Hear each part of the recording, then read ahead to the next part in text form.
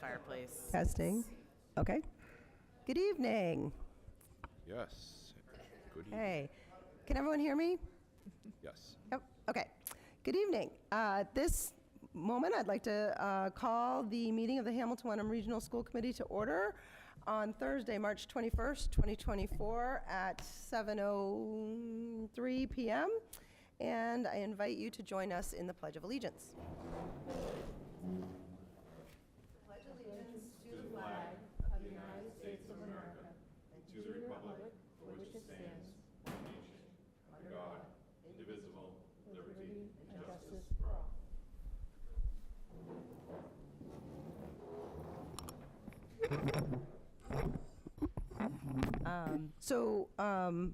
Is this on? Can you hear me? Yeah. Yep.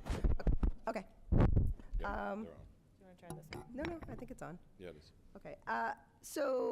School committee, I just want to let you all know that we did sort of make a late swap on the agenda. We just flipped the order because we have our winter athletes here.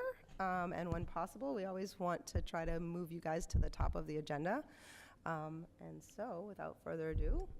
Do you want to remind everyone about the Oh, recording? thank you. While you're coming, come on up. I'll remind all that this meeting is being live streamed and recorded on HWCam. Thank you.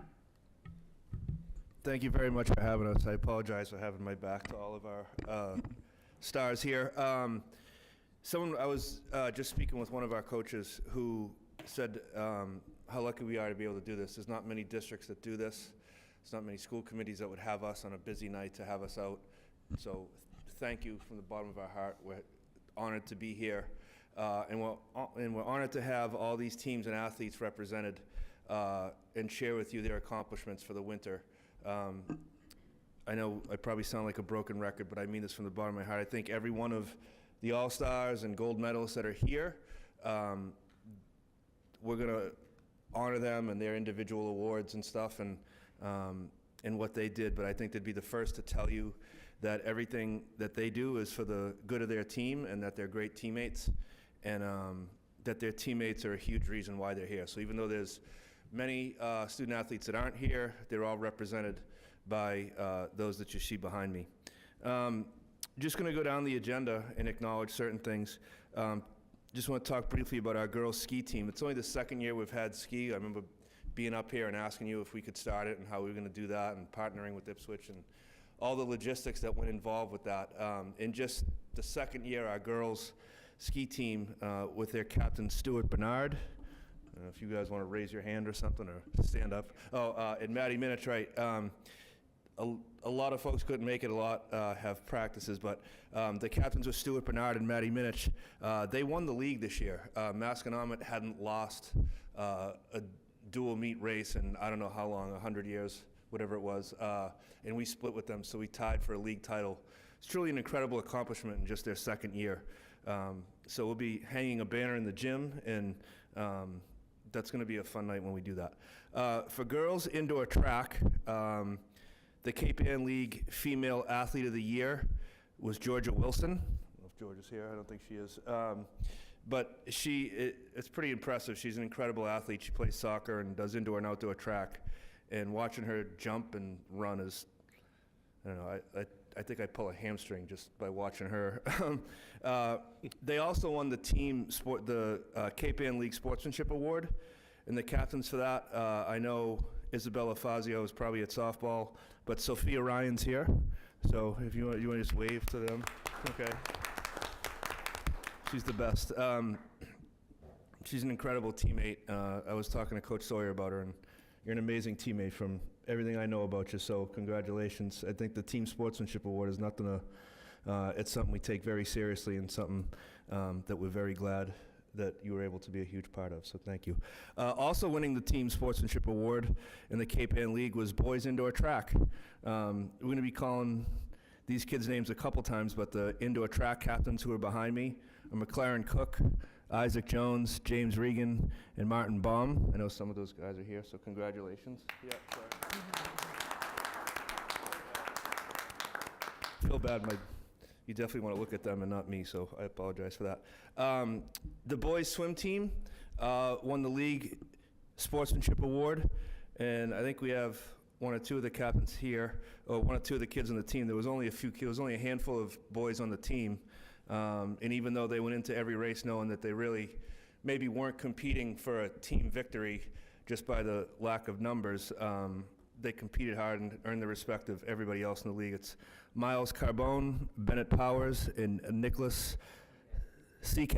All right, good. Thank you for helping.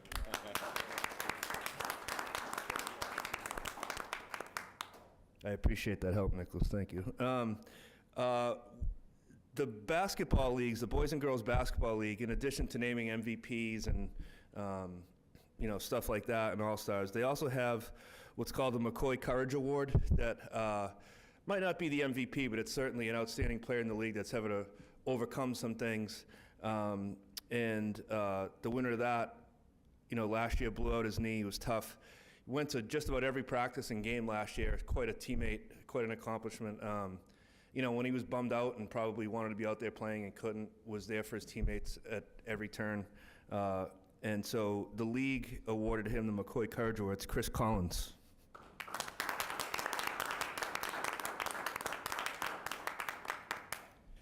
Okay, and now we have a list of, these are all league first-team all-stars. Because we're in some co-ops and things, they're not all Cape Ann League, but for whatever sport the league is in, it's the first-team all-stars. And then for some individual sports, the way they do all-stars is they have gold medal winners in the individual events at the end of the year in the league meet that are considered first-team all-stars. So those are who we have here, some of those who we have here in honor tonight. Our boys hockey team co-opted at Rockport. Evan Huey was our all-star for that team. He had a great year. He did a lot to integrate our team into theirs and was a great team leader in that respect as well as being a very excellent player on the ice. Girls hockey with our corporate Marblehead, Ava Schultz. I don't know if Ava's here. Ava was here last year for this. I know our next gold medal winner is here. In the 100 freestyle in the Cape Ann League Open, Catherine Reed was named League All-Star and gold medal winner.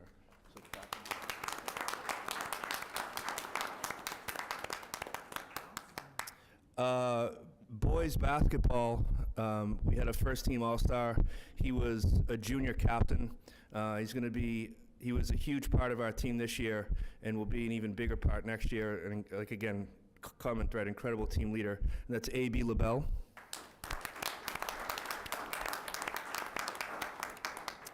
Our Gabby Campbell is not here, but she was our captain for girls basketball. I think her coach, Mark Cole, is here on her behalf.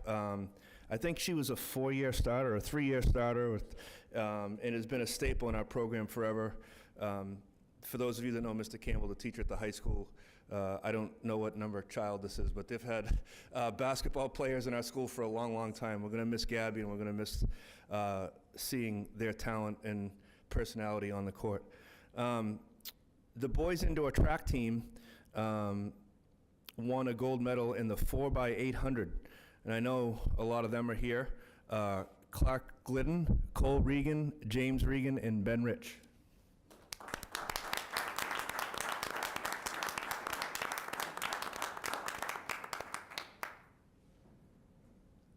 They were our excellent stars in cross country in the fall as well, and they're going to keep going, doing incredible things. And finally, we wrestle at Salem, and Kevin Spoon both was a league all-star and qualified for states.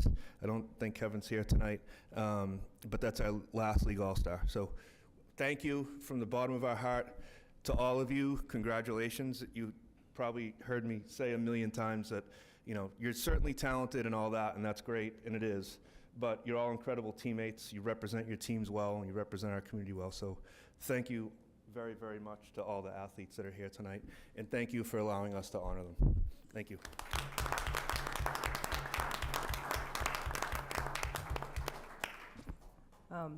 Thank you so much for that, and thank you to all of the athletes for being willing to come and let us get to meet you and see you. It means a tremendous amount to this committee to get to see you in person.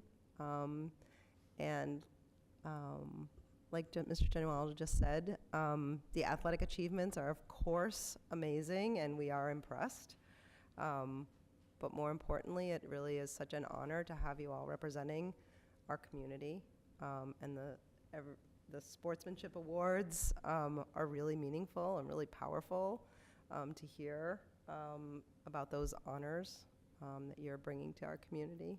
And thank you for that. And thank you to the parents for all that you've done to get them to this place.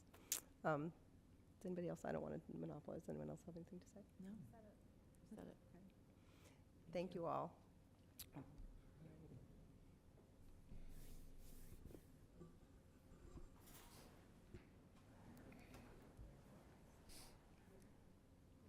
You're of course invited to stay, but we're guessing you have other things. There, we can take it homework. You can stay.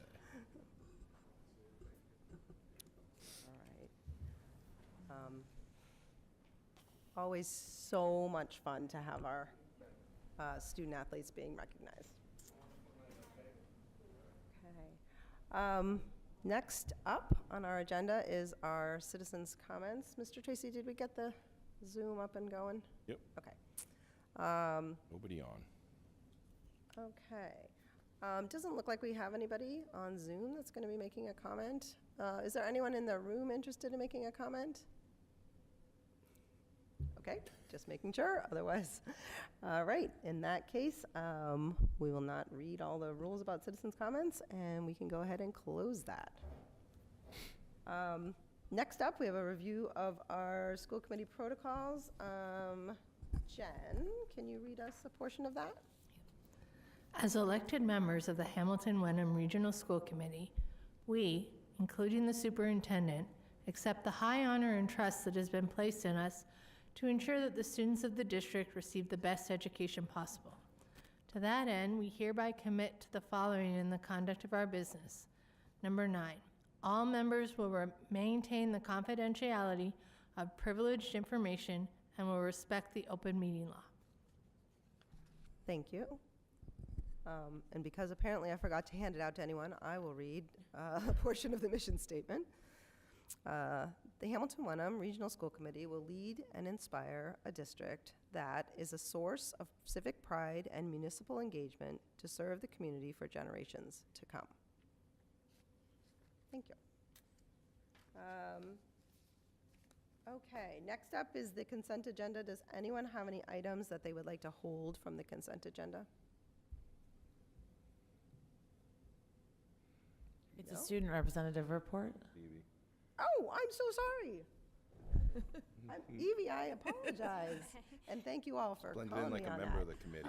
No, and I always look forward to the student report. So next up, we have Evie Bernard, our student representative. Hi, thank you so much for having me. My name is Evie Bernard, and I am the sophomore class president at the high school. So I just wanted to go over some events that have been going on throughout all of the schools in the district. So starting off with the high school, on March 12th, we hosted a blood drive with the Red Cross. It was very successful. There was a total of 30 volunteers. The DECA club went to states on March 9th, and 5 students qualified for ICDC, which is the international competition.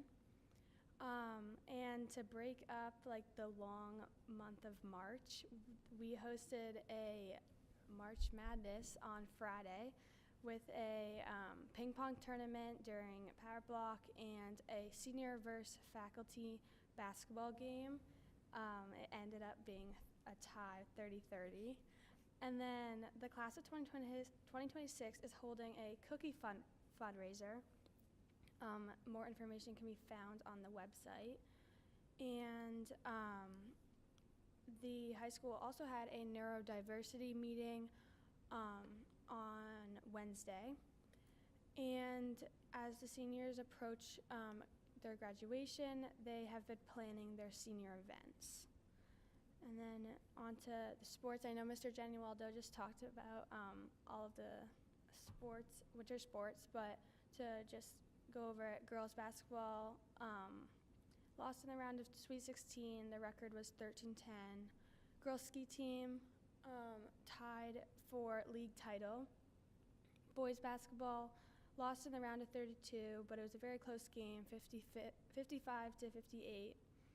The record was 12 to 10. Cheer went to the MSAA North Regional Championships, finished third in the Division 4, and it was their first time qualifying for regionals since 2015. And then on Monday, spring sports started. And then the clubs at the high school, the environmental club did a shoe drive and ended March 18th. I think it was very successful. The science team, as I mentioned earlier, had a blood drive, and then we also had a meet on March 12th. And then on to the middle school.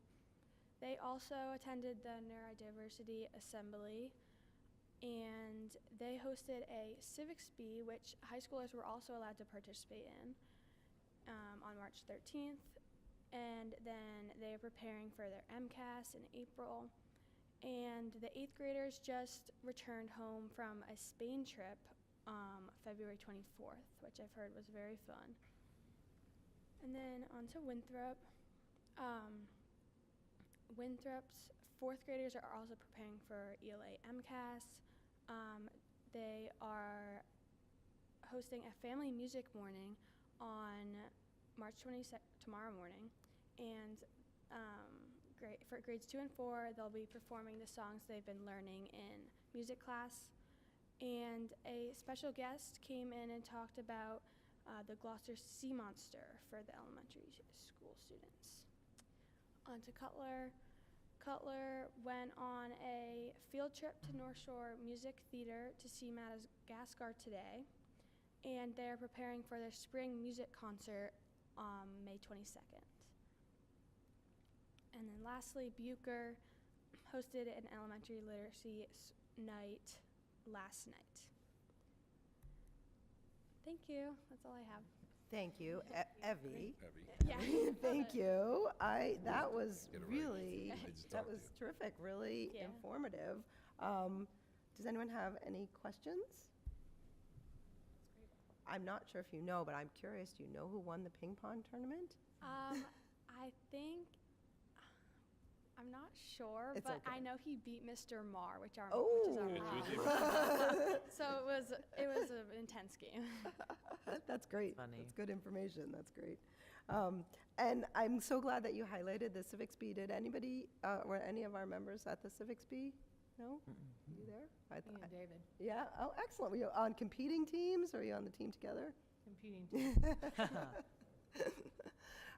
That's a fun event, so I'm glad you highlighted that. Thank you for sharing that. Also, you got a great meeting. I mean, there were so many exciting things. I was like, I wanted to go to Spain and to see Madagascar. I know, at it the all music sounded very theater. fun. That was great. All right, anybody have anything else? Evie, as always, you are certainly welcome to stay, and also, we understand you may have other things to do. I have a lot of homework. Thank you. though. Thank you. Thank you, Evan. Thank you. Okay.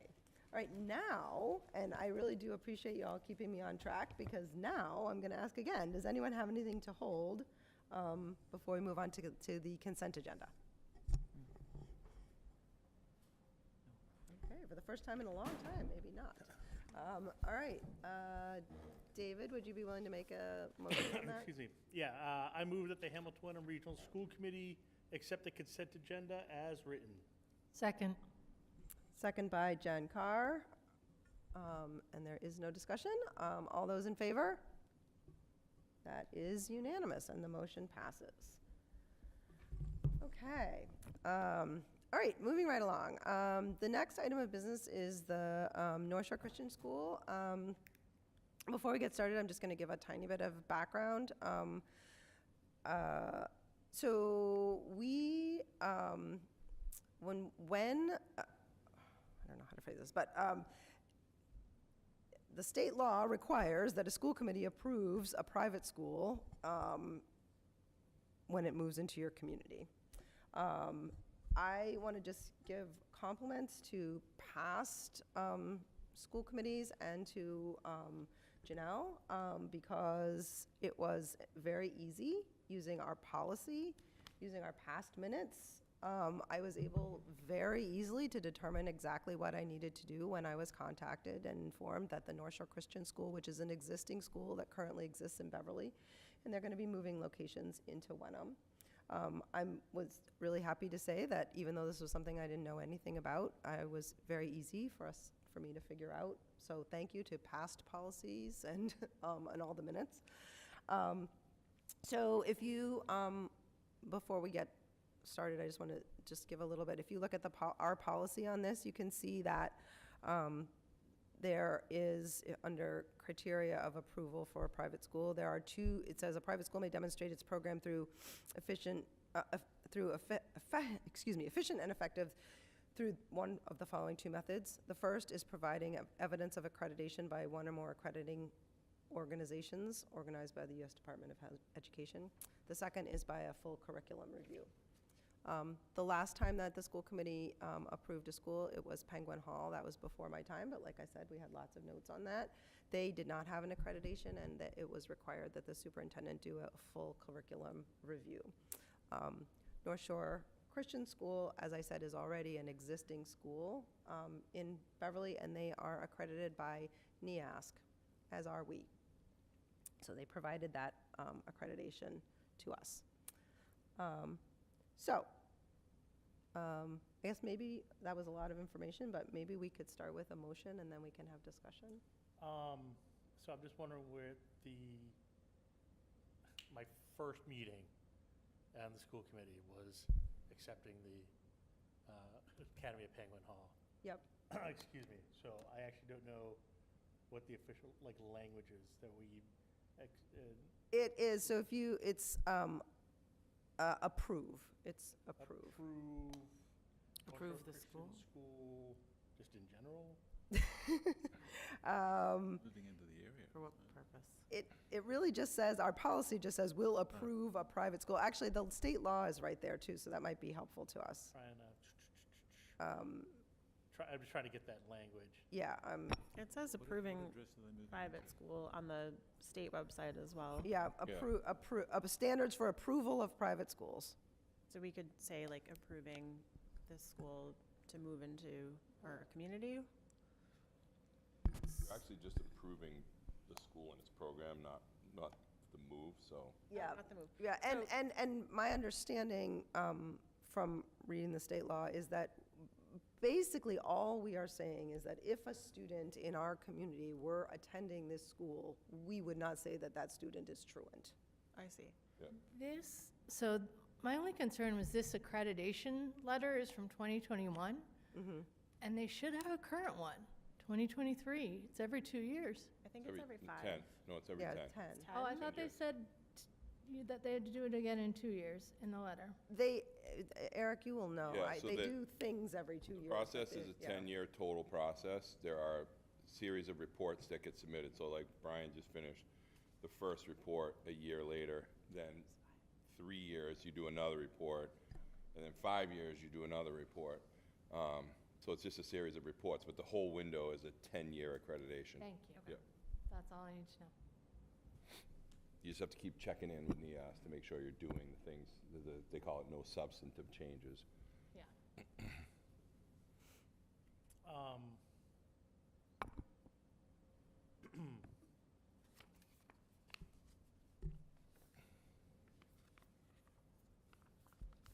So I'm looking for the right wording, but I moved that the Hamilton Regional School Committee accept the North Shore Christian School. Just trying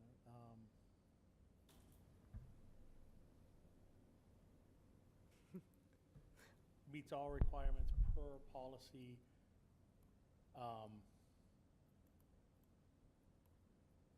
To operate within our district. Second.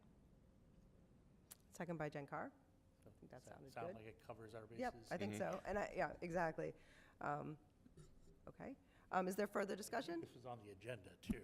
I just have one more, Think about I just have one more question. Absolutely. So do we get updated with their accreditation process every time they, That's a great question. I don't actually think we do anything continuing. We certainly I've never seen anything about Pingree or any other school. It seems to be It's just, yeah, it's an initial approval, there's no process after that. okay, yeah. It's interesting, they want you to approve it so that, I think Dana had just said it, so that kids can attend without being truant from school under state law. sure. So we're just saying, we know that school's there and we know it's available for kids to attend appropriately. As the elected, it was always my understanding that as, like, the elected school board members, that while, you know, not under our direct purview, they technically do fall under our umbrella as meeting the state standards and, you know, whatever policies would sort of overlap. And that's what we're, you know, sort of saying, that we have seen this and Yep. that's what we're approving. Yeah, and I did want to add that I did also, if you read this policy, that there was a part on the school committee, which is that the school committee would notify the private school that they needed to obtain the following things, and it's like certificate of occupancy, fire. I did, in fact, it only says that we will notify them. Right. So I did notify them, and Pam Heights, who's the director, was very cooperative and helpful, and she responded to me saying, acknowledging receipt and saying she would pursue all of those, and in fact noted that she did not think that they would need an elevator inspection because they won't be having an elevator. But I did in fact do that, so, Thank you for doing that. okay. Thank you. All right, any other questions, discussion? Right, looks like we're ready to vote. All right, everyone's clear on what we're voting on? Okay, all those in favor? And that is unanimous, and the motion passes, and I will let her know. Okay, next up is Eric on the Student Opportunity Act. Thank you. I'm going to jump to the middle of the memo and apologize for the presentation of the report. We literally fight with this thing to get it out of the state portal to make it somewhat legible without typing the entire thing over. So the report is represented as it's represented in the portal. Student Opportunity Act resets every 3 years. Many of you were here when we've done this before. It's actually, it was an idea, I think 9 years ago, where they were trying to give schools financial incentives to focus on kids that were having, showing the most difficulty or were members of a group that had a larger gap in accountability measures for schools. Last time we did this report, we had 4 groups. We had our special ed students, our L students, our low-income students, and our Hispanic students. Since that time, 2 of the groups have come out of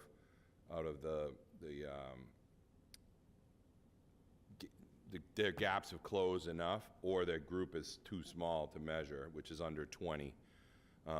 So this year, in looking at the new data that the state supplied, we've identified that special ed and low income, and there's a combination in there as well of both, are students that would be focused on for our Student Opportunity Act for this next 3 years. So this submission will go into the state in April, it kicks in the fall, and for every year from this point on, just like we did last year and the year before, we'll submit a report of progress to see how we're doing on meeting the metrics.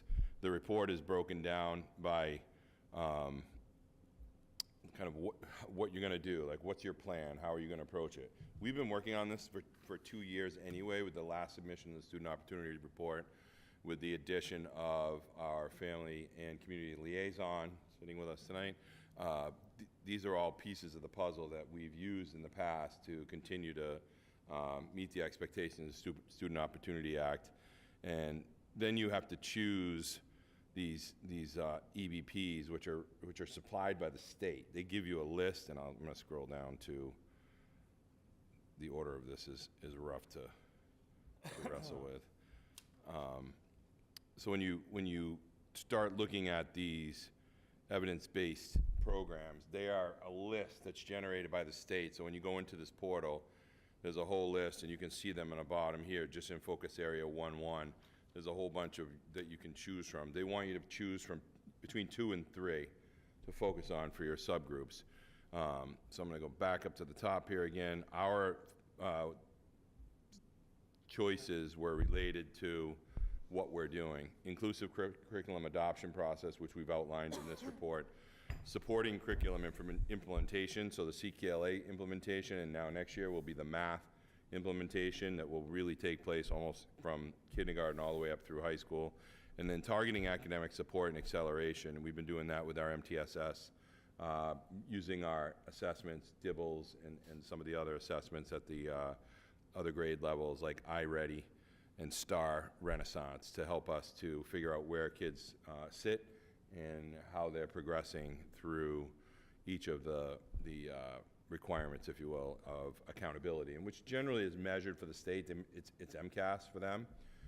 We are expected to also use other data measures, so we use DIBELS, we use iReady, we use STAR Renaissance, and also in-house assessment. So we use midterm exams. You can look at midterm exams. You can look at full year exams. So those types of things are things that we'll do along this 3-year plan. We have also community outreach and community connections is a big piece of this. Jen Caulfield has really brought this a long way, where we've spent, I think she spent probably 50% of her time last year working on trying to maintain, update, upgrade the website, make sure the Weglot translation was working, make sure that people were actually receiving what they should be receiving, making connections with families to make sure they were listed in our data correctly, which was a problem. To really figure out what the home language is was we just depended on somebody checking off a box. Now we can dig a little bit more deeply and really get in there and say, okay, what language do you speak at home? Some people are not willing to check that box if it's not English, and it's been a process for us really to hone in on that, make sure that the families that need the translations can get them. We have automatic translation now through all of our communication. So when you get my weekly, I get a copy of everyone that goes out. So I get, I think, 11 different weeklies in 11 different languages to make sure they all go out in the right way. And we've had families say, I feel like I'm part of the community because I'm getting this in my own language. Several of our principals use our systems even for texting families, where we can use the Blackboard Connect that we have to text and to email and to do phone calls in multiple languages. So that's another way. And then really just reaching out when families come in. Jen has the advantage of also working with Accord, so connecting them with real things like shelter and food, and then dealing with the connections with how they interact with social media, if they do or don't. What we find is a lot of families that are non-English speaking are really not using social media as well. They're really focused on either getting an email or getting some type of message in their own language. So that's part of the process. Excuse me. And then the state supplies you with what they call a heat map. They give you a heat map, you pull up your town, and it says, here's where your gaps are, and that's where you determine your measures from. So when we start to look at our data, if you will, the heat maps for us identified right away students with disabilities and students who are low income. And not all, but those are the biggest gaps, if you will. The data that we've seen it previously when the principals did the presentation. We did the presentations about MCAS, showing the different gaps, different levels for accountability. So we're actually just taking all this, bringing it together and saying, okay, what are our focal points? Principals are expected to connect with, through their data teams, because of MTSS program we've already have in place, to connect with their data teams, have these discussions, identify specific individual kids. So our reading specialist who also manages our assessment at the elementary level, Julie Leneker. She will go through all of the data on our side, the DIBELS data, identify areas of weakness for specific kids, individual kids, and groups of kids. She will group them, and she will work with our TAs, our literacy TAs who are on the ground in the buildings. We have 3 in each building. And their function is to really hit interventions almost daily for any of those kids that are identified or any of those kids that are in the lower subgroups in our DIBELS testing, which tends to align fairly closely with what we're seeing on the MCAS side. Same with the middle school. We're looking at how we can do a better job with our academic support in middle school. So one of the things we're finding in our walkthroughs is specialized instruction is not a thing. Academic support for a lot of kids is a place where they go and they do their homework, or they catch up on a project, or they get help with writing a paper, but there's not really specialized instruction. So Zach and Brian at the high school, Zach at the middle school, have looked at ways that we can now start to help kids and put them in specific places. Like, you're going to go to math on these days, you're going to go to English on these days, so that they can get specialized instruction focused on whatever areas of weakness may show up. And they're using DIBELS all the way through 6th, 7th, and 8th grade now, and they're also using the iReady for the math side. So there's a lot of information on kids and information that we can use as we delve through this. The weird part about the SOA is it was initially incentive-based. For our district, we get $30 per student, which is about 50 grand. You know, we spend, as you can see in this report, we spend millions of dollars to gain 50 grand. It's a very interesting dynamic for a district like ours, where those subgroups are smaller than somebody like Worcester or Boston, which is really the intended recipient of money. Last year, they changed as they went through the budgeting process last year. It started out at $30 and ended at $60 for many communities, but not all. This year, we're looking to see if the same thing happens. We haven't heard yet, and we won't know until the budget is actually finalized for the state. So as of right now, it's in the current iteration as $30 per student. And then the bigger piece of it is measuring it along the way and the 3-year nature of the plan. So everything we're doing is looking out 3 years. So we've talked about MTSS for the past 2 years, saying it's a 5 to 7 year process. So it all melds actually really cleanly. And then we've done a number of things along the way, really trying to make connections with people. The strategic planning process, inviting people in, inviting people to be part of that. The communication survey, gathering all that information and trying to learn how people communicate best, what types of communications work. All of our visioning sessions through the Cutler process, we invited people in to be part of those. SEL parent survey, just to find out how kids are doing and how families are doing. And that's been helpful really in finding different ways to support families and students both in and out of school. Part of that SEL survey has helped us to identify wraparound services, which we have up until the end of this year available through the ESSER monies that we previously had. We were able to book wraparound services for families that really in need outside of school. So that's helpful, and it's really grant-based, if you will. So that's also another way to making connections. School improvement planning really always connects back to these same things we're talking about, MTSS, working on making sure our kids are getting what they need in the classroom. Curriculum is a big deal. We made a shift, huge shift to CKLA, and I think teachers did a magnificent job getting this up and running. Getting a new curriculum up and running off the ground is not easy. It's like, every day for that first year is a new thing. So that you're seeing it more, you're looking at really how the different ways people have adapted to the curriculum and trying to kind of make it their own. Last week we brought in, 2 weeks ago, we brought in a representative from CKLA to walk through our classrooms and identify any spots where they saw things may or may not be working. And realistically, those types of reports will help us to go back to both principals and individual grade level teachers to say, okay, here's what we noticed, here's what we identified, to just make sure that we're doing everything with fidelity. Our friends groups are really great ways to communicate with families. They tend to have big push and connections with a lot of the families. And then our Director of Student Services working with our CPAC group. Our CPAC is small.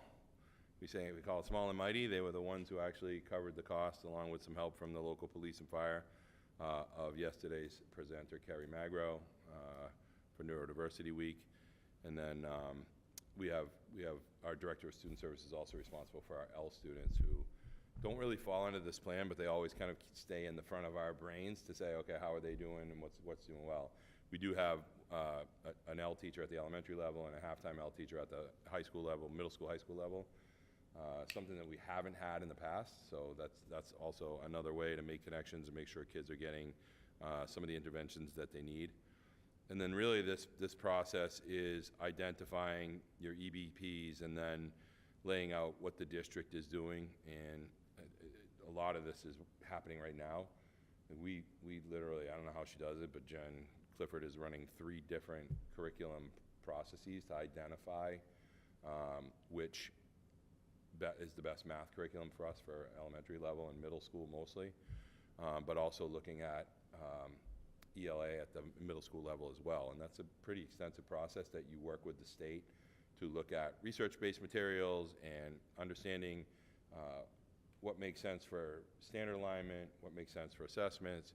So they've been going through this process for months, working with the state, and then trying to look at district data versus the state requirements and trying to meld the two, and so that we can have a really solid Tier 1 curriculum. And that was our goal for CKLA, and you see that in action now. The Tier 1 curriculum materials is really important. Like, that's what every kid gets every day. And then the second piece of it is they're also looking at, like, how else can we meet the Tier 2 kids, that smaller group that might need a few more interventions, which is where our MTSS program comes into place. So we're working on those things, and we'll have those done for next year. So by the end of this year, we'll have made our quote choices and get our materials together and get those up and running, and then it'll be just a process of making sure everybody's trained and everybody understands what's happening.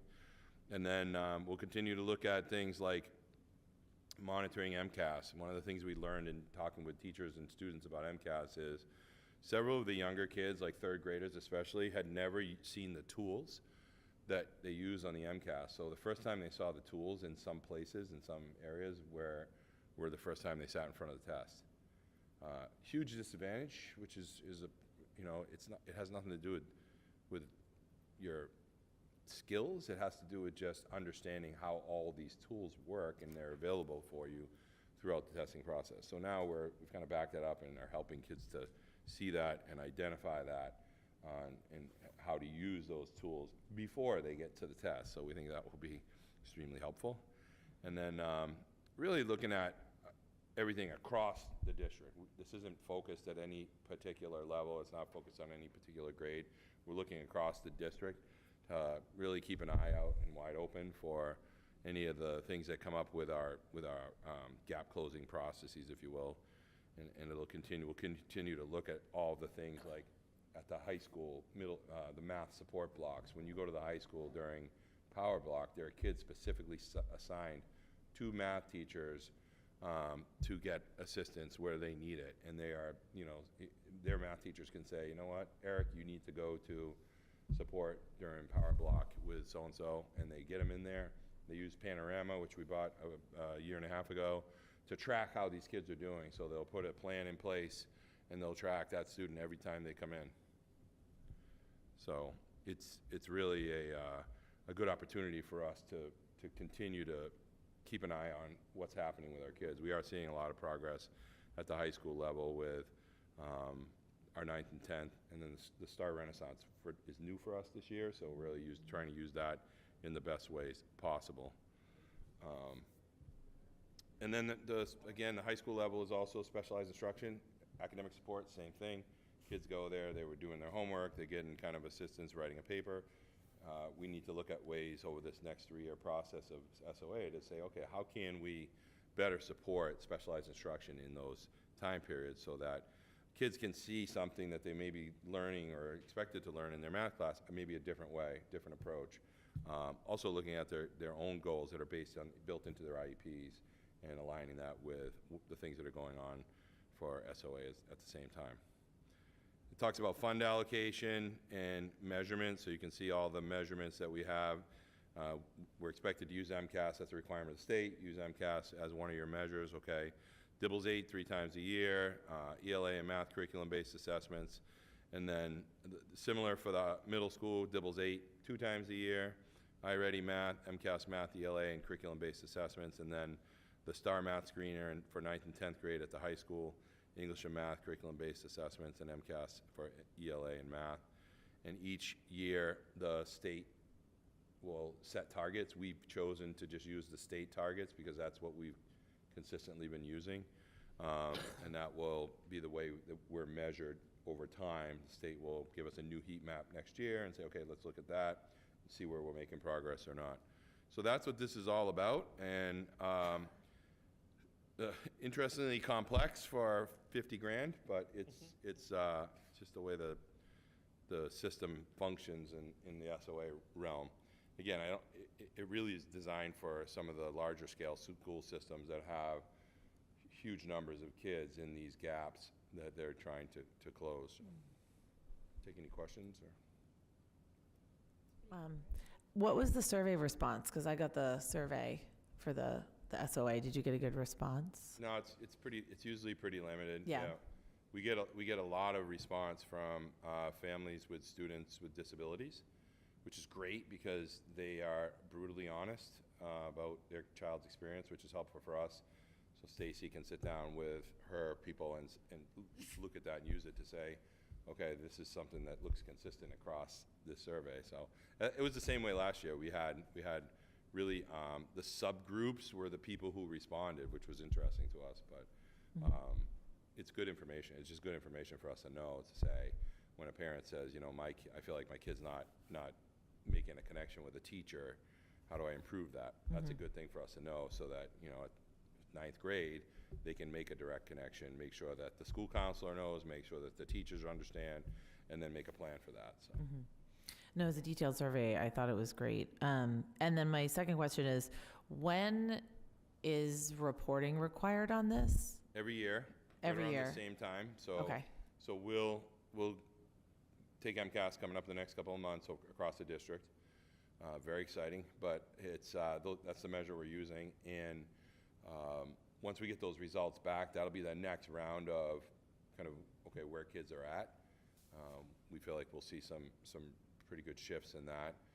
You know, as you know, the Cutler School was the lowest out of the elementary schools on their accountability measures, but we put some things in place at the school. Juliana's done a good job at really, and her coach have done a good job at trying to make sure that interventions are consistent, shifting times when interventions are occurring for certain grade groups and things like that. So it's an annual report. It's much more concise. It's really like, okay, how are they doing? Do you need to change anything? What would you change? Well, I just want to say thank you for this, because I know that we have had SOA reports in the past that were just like a list of bullet points that were not as detailed, that didn't actually explain anything. So I really appreciate this level of detail, and I love that we're actually seeing what you are submitting. So I appreciate that as well. I know that it's so cumbersome. Like, I think a lot of us have done state or federal grants in this room, and This is the I grant appreciate, writing software they changed to recently. and Right. it's Of course, it's really- not printable. Of course, tough. it's not like, you know, you can't download it and put it in PDF. I mean, like, of course not. Like, why would they Comes make out it in all easy? kinds of interesting ways. But it worked. I think it worked. So I just appreciate that level of detail. So thank you. Okay, other questions? Okay, and we do need a vote, correct? Yes, we need a vote, and I'll All right. Do we have you have specific wording you need? no, it's really just to approve the SOA for the April 2024 submission.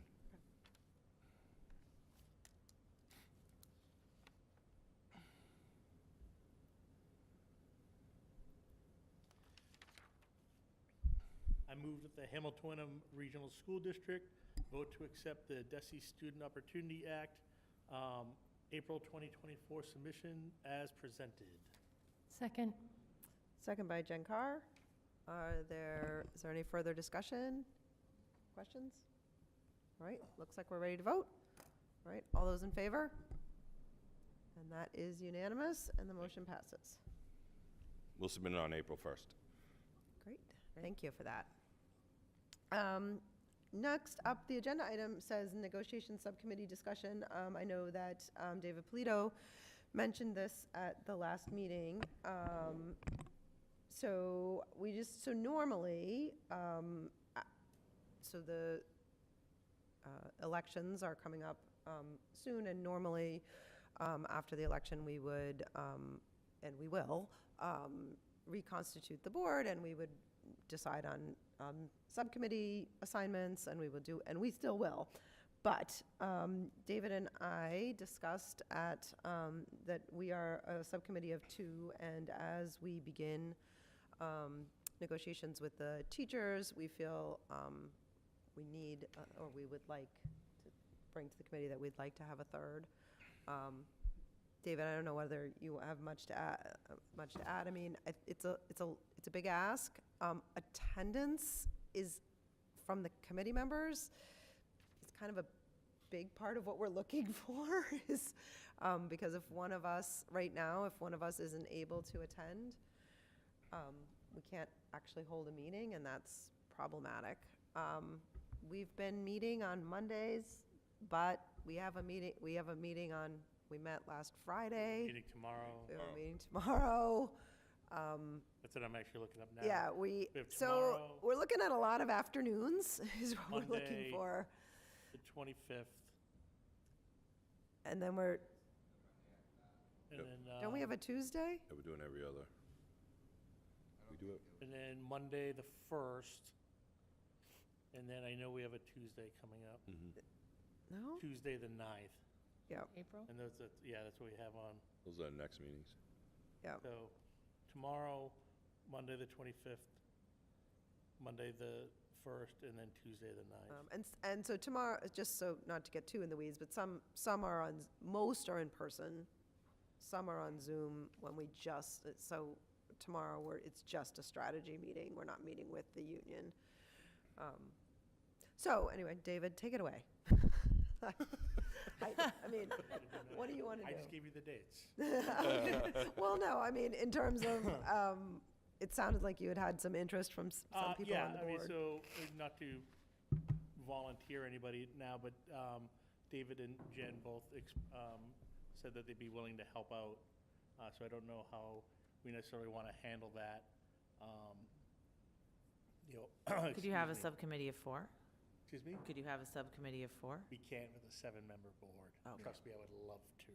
Yeah, no, that would be wonderful, but we actually talked about the logistics of that we cannot, because that would be a majority of the committee, and so. Yeah, it'd be a Oh, quorum right. problem. Duh. I can meet Mondays.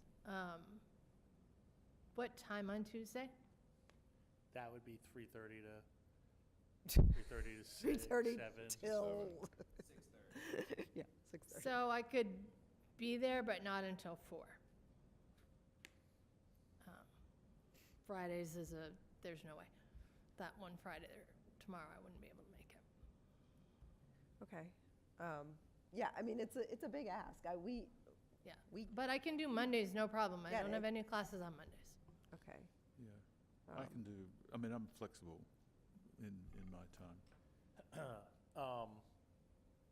Yeah, I think we probably would want to go with the flexible then, just because it has been lining up that it's a Mondays, but it's not sort of written in stone. I do appreciate, and then who knows, after this, I could step off this board at any time. So it has been a long year. But,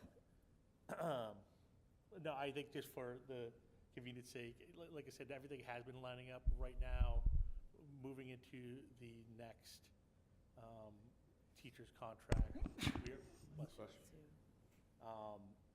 We're actually bringing Mark Terry back into the room to help facilitate everything. So his schedule is dictating some of our needs to be flexible, because he's got 7 things that he's doing, juggling right now, so that's why it has been consistently Monday, but I could see it sort of After moving the up. first week in May, I'm free all the time. I'll that remember helps. that after the election. All right, so I think for the short term, it probably makes most sense to just go with David here, but I really do appreciate you. Well, I think, Stepping up. yeah, I mean, I think we do, I mean, David Polito and I definitely talked about, we would value all of you, and that we wish, you know, although the logistics of that would be a nightmare. So I do think if we're going to move someone onto the committee, we actually need We need a vote. So it sounds like you're ready to make a nomination or a vote. I mean, is that, Yeah, I'm happy. Yeah. I guess I'm the secretary. I you're the should do it. secretary anyway, so I don't want to, I mean, So I move that I nominate David Freckle to join the negotiations subcommittee. do we have a second? Second. Second by Amy Kumberger. Went with a minimalist It was good. motion there. Yeah, no, that was good. Do you want to have further discussion? I think it's, Are you sure, Okay. Jen? No, I'm just saying, well, and again, because I know you are not one to shy down from an argument over here. I just want to make sure that if you're okay. I don't really want to be on all three committees if I can avoid it. I wanted to be on negotiations, but I was like, I'm already on two, so that's how I felt. I volunteered. Two is a lot, and you're the like- chair of finance. Yeah. and I actually, I'm glad that you. So I'm okay with this. Okay, I'm just glad want to make that sure you are Jen, okay. because I was not gonna step in and speak for myself, but it is a concern, like. Nope, like, I totally lot. get it. Like I said, I volunteered just in case nobody else did. I Excellent. appreciate that. Thank you, and thank you to both of you for being willing to step up. It's a lot. All right, is there any other, do you have questions, David? You feeling, No, I no, guess I'm going to say, are you sure? yeah, Yeah, now she said, no, I'm fine, I'm fine. Thank Okay. you. are we ready to vote? Okay, all those in favor? All right, and that is unanimous. Thank you, David, and thank you, Jen. And, yeah. Get ready. I look forward to it. Okay. I may regret it later, this is. It's very interesting. It does get a little stressful, like everything else we do. Interesting, definitely. That's true, yes. And it's important. Yes, It is- all true. It's a big Um, chunk of the budget, right? It is. Next up is the town meeting flyer, and I am going to turn information over to Amy and Eric. I'm not sure where you guys want to start. Yeah, do you want me to start? Sure. The annual town meeting's coming up on April 6th, and we always put together a one-page flyer to kind of give the highlights, if you will, of the budget. And we kept with the same color themes as last year. It's really, Amy did the work of trying to fit everything in and make all the pieces of the puzzle fit. Really tried to cover the bases and put as much information as we could on here, because there are not a lot of big shifts in the budget presentation this year, unlike last year and the year before, where we've had like big asks and some things to shift around. But in this budget process, this covers our operating, our excess and deficiency and total revenues on the front. We've broken out the E&D and how we're using it, so it's clear for people. The big quote, the proposed operating budget increase is 1.13%. This represents the lowest increase in 10 years, which was a quote from Dana from the actual budget book, which, we want to make sure we highlight that, because I still think that's an important piece of the conversation as we move into talk about fields, talk about school buildings, and where the money will go. And then on the back side, I'm going to make this a little smaller, really taking a look at all of our debt, and each of the items are the current debt amounts that we are including in the assessment for next year. So if you go into the budget book, you'll see a debt assessment of $2,066,694. And we've tried to break it out so that people understand where it came from. One suggestion we got already that is a good suggestion is actually adding the dates on, like the Cutler roof, summer 2013 project. Okay, that's understandable, but Winthrop sprinkler system replacement, somebody could say, wait a minute, isn't the Winthrop part of the conversation of the new schools? So we'll put some dates on there that make sense. Another thought I had in the middle of the night driving home was the bottom part where we have the feasibility and the athletic field websites. We may put just a quick QR description of here's where we're at in a couple lines, and then add a QR code so that people can just click the flyer and go see whatever they want to see. But we brought it here as a draft. We're definitely open to any discussions, and Amy and I can go back to it, and Amy can actually, and I just do the drawings and, You do beautiful drawings. yeah, send pictures by phone. Thank you for doing this. I know how difficult this is to lay out at times. I have a couple quick thoughts, though. On the front, excuse me, just sort of the operating budget, and then excess and deficiency, and then total revenue. I'd be afraid that people might think that E&D and total revenue are in addition to the total operating budget, because they're all given equal weight, right? And yeah, so like they don't realize that like pulling out that E&D and the total revenue are just parts of the overall budget. Excuse me. And then sort of on the back, that debt again looks like it's in addition. It's not sort of pulled out of anywhere. Because even that confused me when I first looked at it, and theoretically I know this budget inside and out.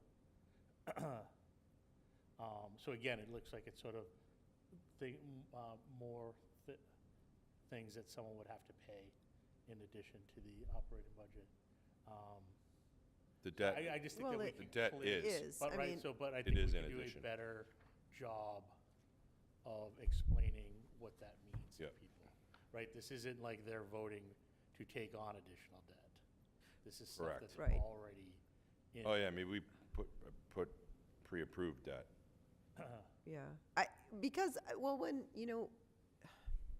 Vinny does that, the slide that's got the two towns and it goes, it is split, like this is the operating budget, this is the debt. So presumably that'll be, yeah, I mean, the debt it's not new, but it is separate, Pre-authorized, we could, pre-authorized, yeah.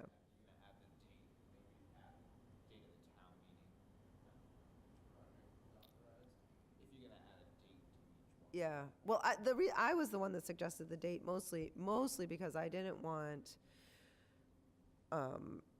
like, if you were, weren't aware of, like, let's say, the Winthrop sprinkler system replacement, I didn't want a citizen to be thinking this was brand new, because you'd be Right. thinking, well, wait a minute, is now the best time to replace the Winthrop sprinklers?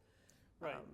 So, I yeah. think what we want to make sure is in some ways it look like traditionally when we put these out, it's what we're asking. Correct, Right, yeah. yeah. And so we don't want to make it sound like we're asking for an additional $2 million in a debt exclusion, right? Yeah, it's existing debt This or, is- yeah, You yeah. know, if we could sort of lay it out just as, operational and debt, just as like a function of what it costs to run the district.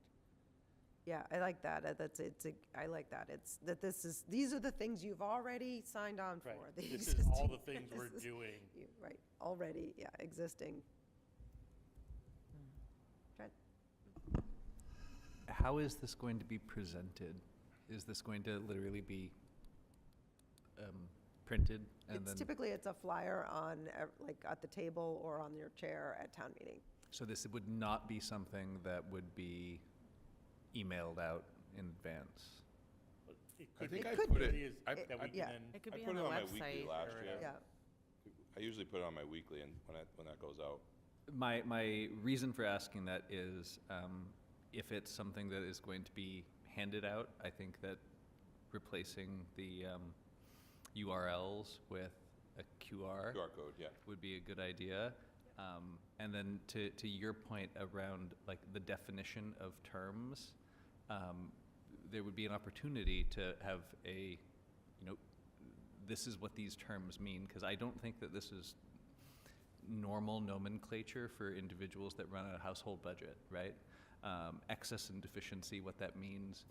And so if we were to have a just definition of terms, QR that you could go to say, this is what that means, this is what that means, it might get around some of the difficulties in understanding. It's good, dude. Yeah, it is. And I like the idea of having it be a QR code, so it's not Yes. cluttering up this, because it is, Love a QR code. because there really are, I mean, I know just from the past couple of years, going to town meeting, there really are a lot of people walking in, and this is their first, Yeah. and they're really just looking for a general, I think the back side we can kind of treat as almost an educational piece. We could define some terms. We could just say, here's a little insight into our debt and projects that we have ongoing. Like, just kind of give that headline, and then all that information would make Yeah. sense. QR codes to more info about these projects. I think the back could just be I like think we a- can pretty up the term debt too. Right? Because I'm- it's a- Made to put it- flowers we're- around Are it. people concerned? I mean, They're people are broad. concerned, but is the average person thinking about this? Because I was thinking I what mean, you were saying, we normally go to them with the ask, and then they're like, okay, what's this going for?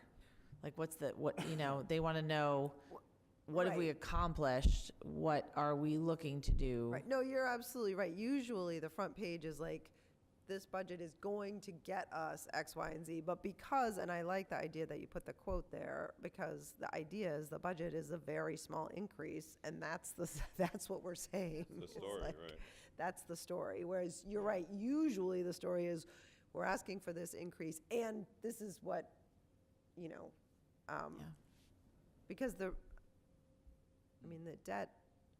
Cutler feasibility study is on there, and that is fresh in people's mind. Mhm. A lot of these other things are not fresh in people's mind, they're older.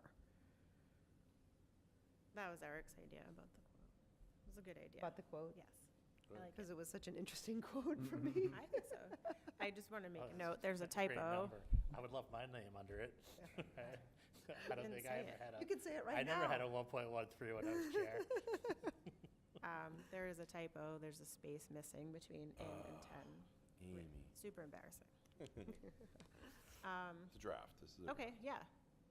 I did want to also just comment that I actually, for me, I really liked that it was similar, like the colors were similar to last year. I actually think that, I don't know, for me, I like that it felt familiar. Yeah. Like, I'm not sure how many people in the public will remember, like, oh, last I year think I they saw kept this. it from They last will year. Framed Maybe. it. For Yeah. their scrapbook. But I get the point you made, David, about the, like, putting the E&D and other revenue, like, that should be under the headline of the total budget. It's like they're just Totally. Yep. Smaller or something. like, no, you're getting all of this. Look at this. With this. It's only 1.13. But wait, there's Get a picture more. of Dana. Should I put, Oh, that's what we should get, like an emoji. Should have our avatars, Avatar, our yes, we're getting Bitmojis on there. The only other question I would ask about it is if the big story is 1.13% increase, the only place that shows up is in the quote. Yeah. Right, like there's not like this is what it was last year and this is what it was this year. And that doesn't mean, that's not to say that we should add that. It's just to say if that is the message, there's an opportunity to make that more explicit. It's funny because I hate that that's the message. I hate it, but it is what it is. I mean, this is how, I agree with you. That has to be the message, but I don't like that that's the message. I think, you know, cutting down to the bone shouldn't be the goal, and we all know this. And unfortunately, this is, you know, what we have to do to get it passed, but, yeah. So that doesn't help you with what you said, but I think it's a fantastic message, and I'm so proud of the work that we did to get there, but I hate that we have to be proud that we can't spend more money, you know, because we would love to, if we could. Planning for the future. Right, exactly. You've got to play the long game here. So you're saying you want to make it like a bigger message or No, I'm more just saying that, prominent? like, if that is the overarching message that we want to put in front of people, I think that the kind of visual story that's told here, I think, is wonderful, right? It kind of leads you through to more and more detail on the right from larger things on the left. But if I'm following that, the only place that I see the overarching story is in that quote, as opposed to seeing last year it was this year it's that. But that's only if that's the purpose of it, or the message that we want to convey. It's a message we want to convey. I don't know, I'm not sure, I'm thinking about that, yeah.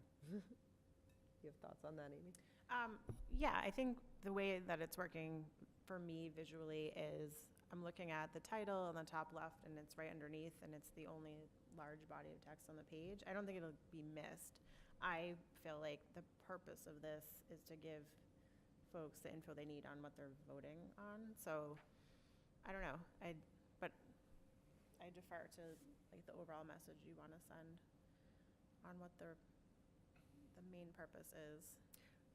Yeah, I feel like the actual budget itself Yeah. needs to come first, but right. And you have people in the room that are paying attention and have been paying attention for many, many years, and then you have others that, I think Dana said, have walked in the room for the first time, not sure what exactly they're voting for. So we can look at trying to figure out a way to yeah, do a comparative, like.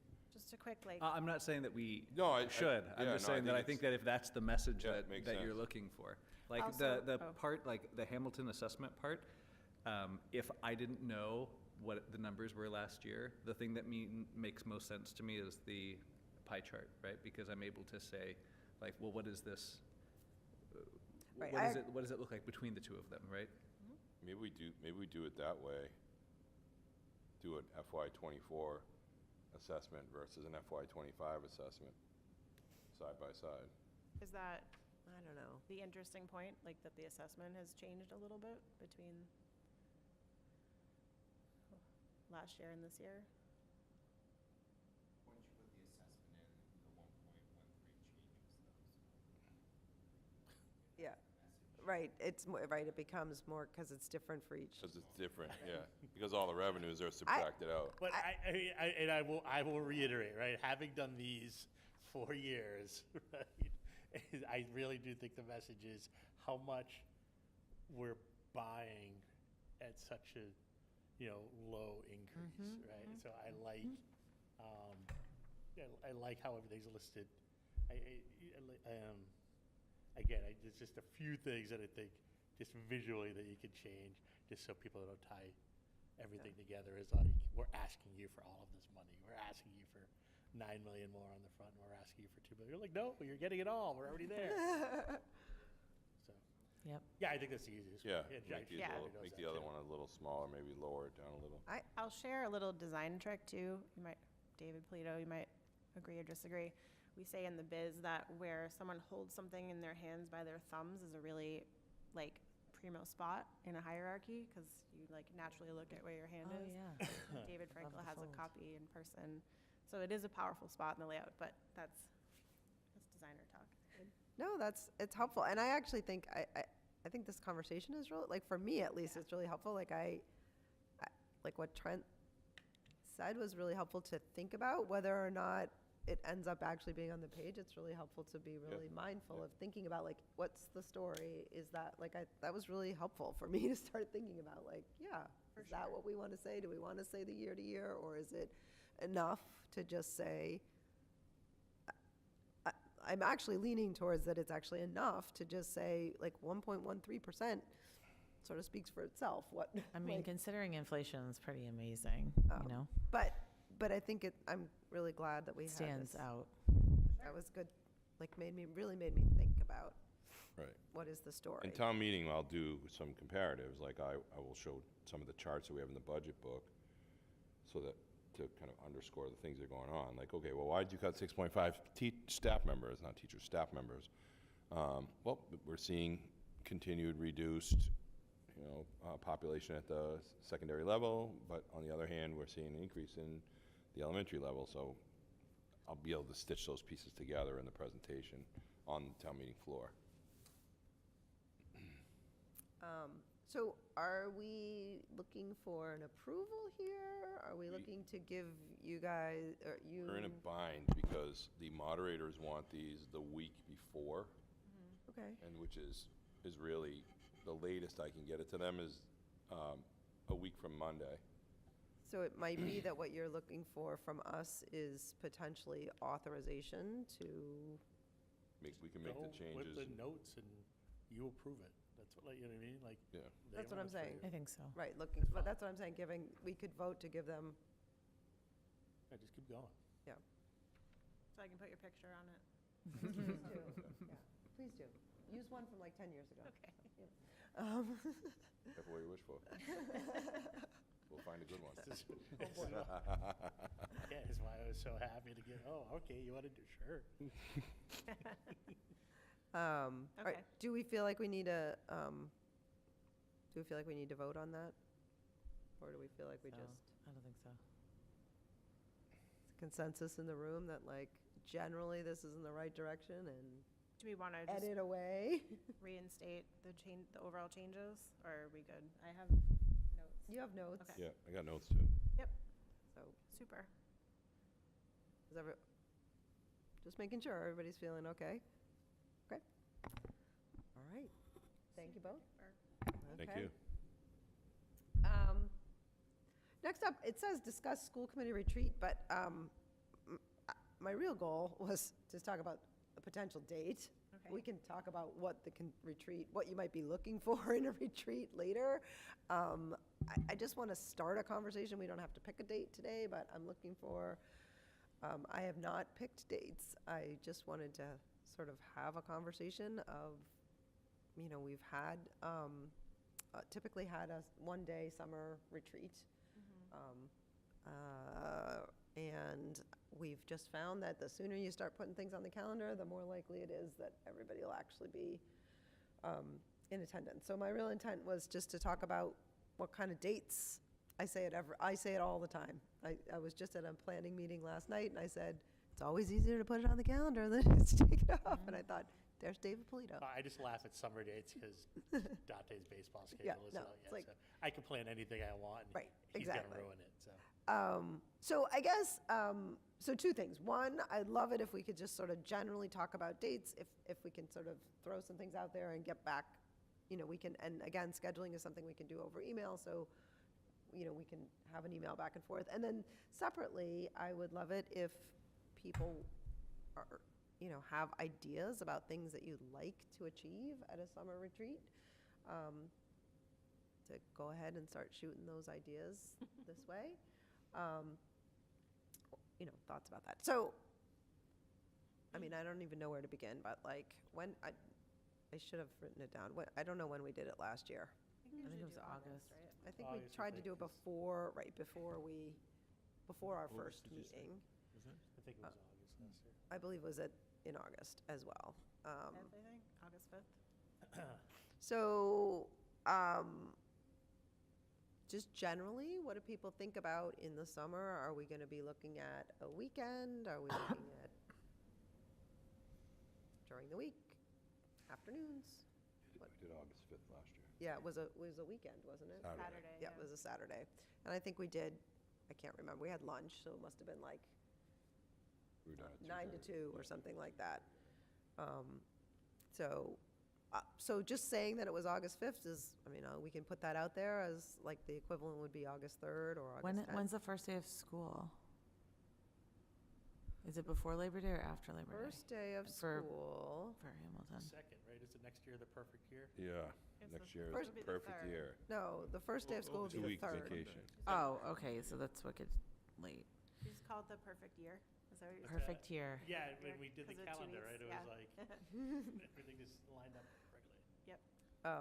I So mean, I'm- for me, I like early August, but All right, so like, I'm really just looking for dates that I'm gonna put out in an email to you guys and say. I don't know what everyone has for Like, so. but going does- away or anything like August that. 3rd? 3 is a Saturday? Oh, no, I can't do August This 3 3rd. is a Saturday? Yeah, it's a Saturday. Okay. No, I 100% can't do that. That's my, I pick Oh, up. you just I- said early August No, I was said good. early August, but that's the day I have to go pick up my son at camp, I know that. Okay. 10th? All right. or Oh, we maybe the- definitely want to do a can't do Saturday? Well, that's another question, is do you want me to throw out some dates that are not Saturdays or Sundays? Because I can't do the 10th or the 17th, so. Okay. Okay. What about Fridays for people? I don't know. I just have a flexible schedule, so I'm the worst to ask. I just need a heads up if it's a weekday so I can get someone to I don't watch know my what, if other people's schedules are very firm, or if Jen has, summer I think stuff. most of us have some summer flexibility. work Is that accurate? Mhm. Yeah. Yeah. Like August 9, maybe? Not planning on doing anything this summer. Okay. It won't work out, but right now the plan is doing nothing. I literally have Okay, so pickup here's calling what at camp. Here's That's what all I I'm have. gonna do. I'm gonna throw out some dates around that first couple of weeks in August. I'll send it out in an email, and we can kind of see what works. And then meantime, if people are willing to sort of think about what would feel productive during that Mhm. time, that would be helpful information, Okay. right? Anybody have Thank you. anything Thanks for else? coordinating that. Okay. I know just for the July 31st or July 30th, 31st, that whole week, I'm at a conference. But starting the 5th should be okay for me. If we want to stick with August, or, we can go into July, whatever people want. Yeah, we'll probably do leadership retreat the 29th, 30th. I think that's the dates we were playing with.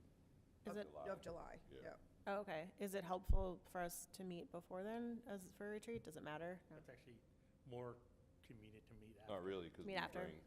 we usually do the work that Yeah. we need to bring to you. Yeah, Got it, That's okay. what we did last year, was you met just a little bit before. That Yep. was, okay, Well, that Alright. sounds good. good. All right, I'll just, and maybe I'll, put out all of those dates in the first couple weeks in August, and we can sort of see what the group, what the group says.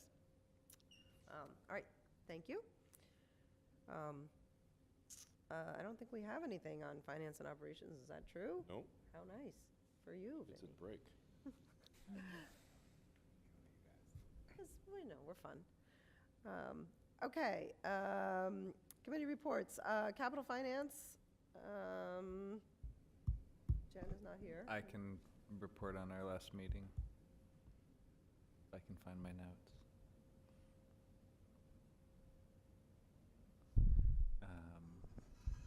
Okay, we met on March 11th and reviewed 6 capital improvement projects, boiler work in one of the schools, but I didn't, in all 5, okay.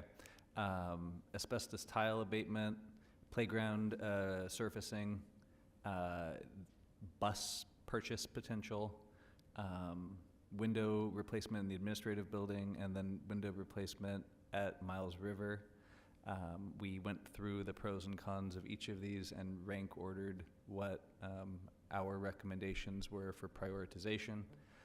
And the first was boiler work and playground resurfacing, because boiler work was going to be deferred maintenance that could potentially lead to much larger costs. Playground surfacing was because it's a safety issue. And then a window replacement in the administrative building also was because of a safety issue. Those were our first order of business. Second was asbestos tile abatement. And then below that was the bus purchase and then window replacement at Miles River. that was mainly a cosmetic concern, so it was lowest on our recommendation list. We're meeting again on April 22nd. Okay. All right. Thank you for that. Anybody have any questions? Did you approve a whole list of minutes while you were there? I'm reading from the minutes that I took. They so, were, I yeah. think they were approved. There's only one think there's only missing. one left. Those minutes Oh, wait. actually are the only ones agenda- missing. First agenda item on my minutes was approval of minutes. Excellent. They all got approved. All right. And that's not even, that was on March 11th, so that's not even, doesn't even count as missing because it's Yeah. less than 30 days. Finally, not missing minutes. We're like all caught And I wasn't even at that meeting. I need those minutes so I can submit them. Okay, I policy? No, I have a question. Yeah. About the asbestos abatement. Was there, Eric, was there any specific trigger event that led to that particular asbestos abatement, or is this just part of the routine of gradually getting rid of all the asbestos over time? It's part of the routine. There's only 3 more classrooms left in Bucher. We did the wing at the very end last year, and it's just the remainder to completely abate the tile. Okay, thank you. All right, well, while we're asking questions, I had a question about the windows. It sounded like there were some windows that you prioritized near the top and some windows that you prioritized near the bottom. Yeah, so there are windows in the administrative building that apparently spontaneously close. Yes, and- I think that's true. Especially Fall out. Bucher getting And cold. fall out, And, yeah. Oh, that's another benefit of negotiations. It's also very cold. So while we were ranking these, safety was a primary concern. Okay. And then And then the other one was the a middle school. cosmetic issue at most Okay. of the windows in the middle school, yeah. And so that was not a safety issue, it was window fogging. Okay, is it a energy issue? Probably. It is, but the safety with the other windows kind of put it more of a priority. Okay. So if we can afford them all, then that's great. Yeah. No, thank you for that. Thank you, I appreciate it. Okay. Anybody have anything else on that? Okay, policy? No progress other than the one motion that we're supposed to put on the agenda. At an Put it- at an upcoming meeting. Yep. Okay. Yes. And yeah, you and I can talk about that, yep. Yeah. Yep, okay. Yeah, we can chat about that. Negotiations? So we have a new member. Really, who is it? Exciting news. We met Monday and with the office personnel, and we have another meeting with them scheduled in 2 weeks. Yep. That's the first. First. Excuse me. Tomorrow, we begin our strategy session for our first meeting on Monday with the teachers, so the big one. So we're getting right into it. What time's that, by the way, just so I know? That's 3:30 and it's on Zoom. 3:30. 3:30 Tomorrow's 3:30 tomorrow. on Zoom. Tomorrow's 3:30 on Zoom. Monday's 3:30 in person. I'll send you the link. Okay, thank I you. was planning on touching base with you after, so. Okay, thank you. But yeah, so that's what's going on. I don't know if you guys have any moved at all with, We have reached out twice, asked them for dates, and have been put on hold. So we're on hold. They were in a bit of a hurry, and then things have slowed down a little bit. We were targeting the first or second week in April to kick off. Just haven't heard back from the Ask Me rep. Okay. And right back to you, David, on the, unless anybody had any questions for negotiations? All right, and then secretary report? we just cleared up a whole bunch with capital finance. And it looks, other than that, there's a few from the policy committee, 10, or 2 of them are the same one, 10-1-22, and then 1-17-24, which isn't even that old. So 10-1-22 is the only thing I have sort of missing from policy. Okay. Okay. Thank you very much. I appreciate that. And I appreciate everyone doing the work to get us all caught up. Nice clean slate. It is. It's nice.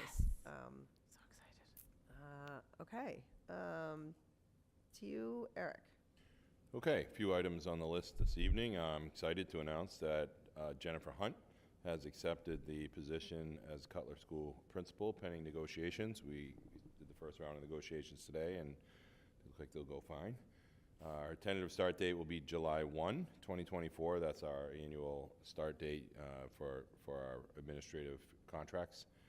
I want to thank the entire Cutler community for participating in the interview process, both the parent groups and the teacher groups, the leadership team. The feedback for me was invaluable in making the decision. The candidates were really neck and neck as we got into the final two.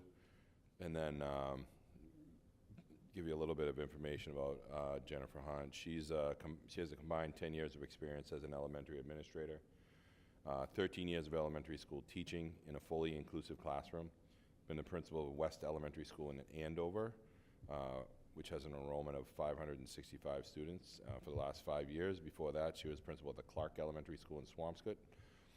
She believes in the importance of building strong relationships within the school community through communication and fostering a sense of belonging while creating trust. She also has served in the past as a cultural competency committee for 4 years in Andover, and she served as the chair of the Cultural Inclusion Awareness and Opportunity Committee, working closely with the school community and families to create diverse cultural learning experiences for all. The one thing I think is important is the thing that pushed Jennifer over the top was her relationships and her connections to everybody she met. I mean, even we walked through classrooms, and even with kids, it was instant. So we're excited to have her. She's very excited to be here. That was one of the loudest responses I've had to a job offer over the phone, and excited about that. And she's, we met this morning, and she's still, really, really excited to get going. So we are excited to welcome her to the team and look forward to the progress she'll be able to make at the Cutler.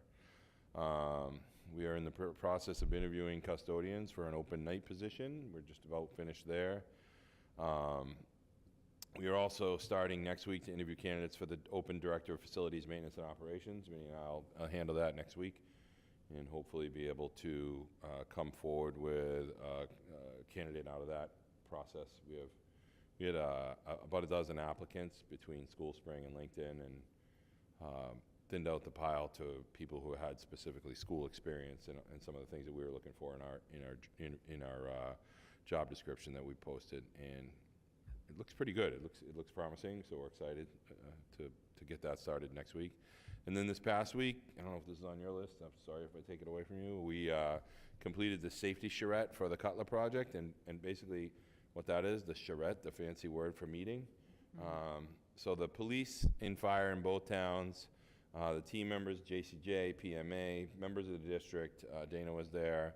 We really took the opportunity to work with a consultant for JCJ who does the safety development, like egress, access, fire controls, sprinkler controls, fire lane around the buildings, safety glass in it, where bollards get posted. Those are the concrete posts in the ground in front of entries and exits.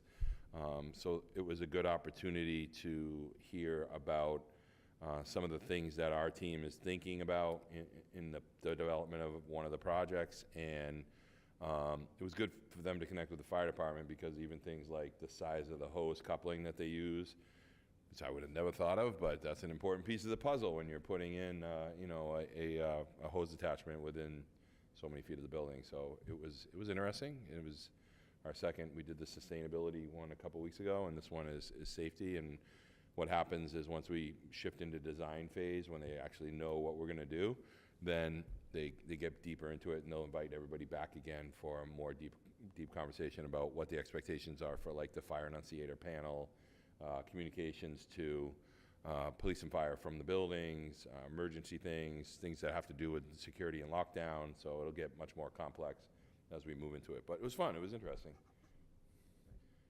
And I think that is all I have on my list tonight. David? A couple of extra questions. Can you just comment on where you are with the survey for the latest start for everybody? For the latest start time. Oh, you mean the delayed, delayed start for, yep. So that's, I think, the 20, hold on, let me look on my calendar again. I think You and I had this conversation. We are the 26th. It is on my calendar to send out the late start survey on Tuesday, the 26th. Right. Great. And what was the other question I had? Oh, yeah, the letter we all got from I've forgotten who the sender was, about the significant lowerness, I guess, of the Cutler performance. Can you comment? Is there any obvious cause for that that you've identified, or is there any action that you're planning? Yeah, the only thing I would say, Other than getting a new principal. yeah, the only thing I'd say right now is we're really leaning on what we've been doing with the MTSS and the really personalized interventions with kids, where we're measuring kids, figuring out where they're at, and then integrating personalized interventions. The difference in the Cutler program has been they actually jumped on board math this year because that was one of the lower, I think it's the lowest. I think it was the lowest of the elementary school, the score in math. So they jumped on that this year. Their coach is also a math specialist. That's her specialty area. So they were able to start working on that right away, where the other schools are still working through that curriculum process. So those are the two pieces of the puzzle that will really help to drive that. And then once we actually get into a unified curriculum in math across all the elementary schools, then it's just like the literacy. We'll be able to manage, how things are happening and develop interventions for any of the kids that are lagging, or kids that we find in the subgroups. Okay, thank you. Yep. I just had one thing. Sorry, were you good? No, I just said that was a good question. Thank you for sending out a message about the friends groups, because I think that the fact that it was, not in your larger message and then came out separately, probably got it in front of people's eyes, and Yeah. I've heard that helped. So That was all Jen. Yeah, it's always fascinating. We're always like, okay, what should we send out individually? What do we keep inside? And it's funny because people really do go out of the way to say, I read your message. I read your message every week. So I was like, okay, this is great, But it is a lot. Some weeks you start to read through it, and I don't, sometimes it's hard to make it to the bottom with all the things that are happening. We're trying to cover so many bases. So sometimes we do that just to get it out in front of people. Okay, Other questions? all right, That's good, Good. thank you. thank you. I actually really don't have anything to say. I was going to mention that I learned a new word on the charrette. I've been to 2 now, charrettes. And I know when Jen sent it to me, I was like, I am available, and I will just quickly Google what that is. And but yeah, no, it's been both were very interesting, both the security as well as the sustainability were interesting. Certainly learned a lot, and also a lot of things, like Eric said, would never have thought of. All right. Does anyone have any questions for me? Okay. Topics for future meetings? Well, the one So we have from the policy subcommittee, we have a IAQ yeah. topic, right? I've had it suggested to me that we should rename it the Healthy Building Policy rather than the Okay. IAQ policy, which I think is a good idea. Okay. Anybody else have anything else? Okay. I think I would entertain a motion if anyone has one. I'd like to move it that we adjourn. Is there a second? Second. Second by Julia Campbell. Is there any discussion? All those in favor? And that is unanimous of the 6 members present, and we are adjourned. Great. Trent, what time on April 22nd?